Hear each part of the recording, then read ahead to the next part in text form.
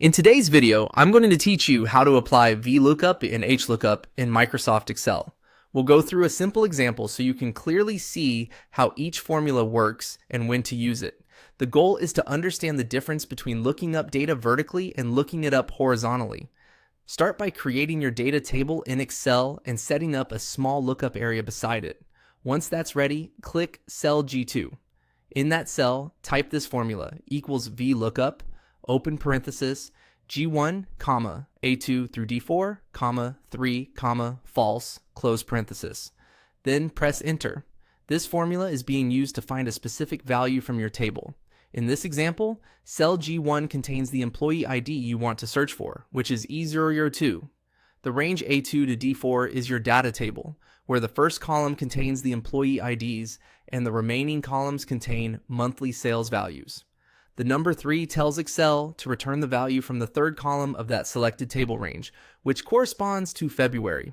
False tells Excel that you want an exact match, which is important when you're searching for a specific ID. So in plain terms, this vlookup formula searches down the first column of the table until it finds the matching employee ID. Then it moves across to the February column and returns that sales value. Now let's move on to hlookup. Click cell G4 and type this formula, equals hlookup, open parenthesis, G3, comma, B1 through D2, comma, 2, comma, false, close parenthesis. Then press enter. Here, cell G3 contains the month you want to search for, which is Feb. The range B1 to D2 includes the first row with the month names and the second row with the sales values for one employee. The number 2 tells Excel to return the value from the second row of that range. And once again, false means Excel should only return a result if it finds an exact match. So while vlookup searches downward in the first column, hlookup searches across the first row. That's the key difference. Vlookup is best when your lookup values are listed vertically, like employee IDs in a column.